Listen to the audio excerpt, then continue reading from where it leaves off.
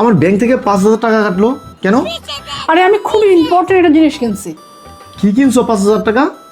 আমি মেকআপের একটা প্রোডাক্ট কিনছি। মেকআপ 5,000 টাকা? আরে এই টাকা দিয়ে আমি কাজের বুয়াকে দিতে পারতাম, সারা মাসের বাজার হয়ে যেত আমার। আরে আমার মোটরসাইকেলের তেল হয়ে যেত। এরকম কিপটা আমি করবো না, বুঝছো? আমার দায়িত্ব তুমি নিচ্ছ, আমাকে মেকআপ কিনে দিতে হবে। আরে তোমার ভাত কাপড়ের দায়িত্ব নিছি, মেকআপের দায়িত্ব নেই নাই আমি। আরে আজকালকার দিনে কনসেপ্ট পুরাই চেঞ্জ হয়ে গেছে। এখন শুধু ভাত কাপড় দিতে হয় না, এখন মেকআপ কিনে দিতে হয়, রেস্টুরেন্টে খাওয়াইতে হয়, সিনেমা দেখতে নিয়ে যেতে হয়, নইলে হয় না। যাও। আরে তাই বলে মেকআপ দেখি তো, কি কিনছো মেকআপ দেখি, দাও দেখাও দেখি। এই যে একটা ফাউন্ডেশন কিনছি। একটা ফাউন্ডেশনের দাম 5,000 টাকা? আরে ফাউন্ডেশন কি দিয়ে বানাই তুমি জানো?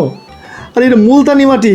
रुको जरा। তুমি 15 টাকার মুলতানি মাটি কিনা একটু পানিতে গুলায় মুখে দিলে হইতো, তাই বলে 5,000 টাকার ফাউন্ডেশন কিনবা তুমি? তুমি তো মেকআপের কোম্পানিতে চাকরি করতা, তুমি তো জানো এটা মুলতানি মাটি। আরে বাবা এত কিছু লাগে কেন?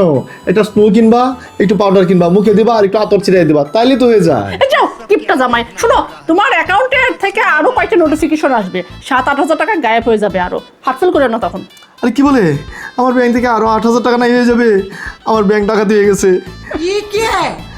আরে আমার কার্ড বন্ধ করেন, কার্ড স্থগিত করেন আপনি, আমার কার্ড ডাকাতি হয়ে গেছে, আমার ব্যাংক ডাকাতি হয়ে গেছে। ভাই আমার অ্যাকাউন্ট স্থগিত করে দেন ভাই, আমার অ্যাকাউন্ট লাগবে না ভাই।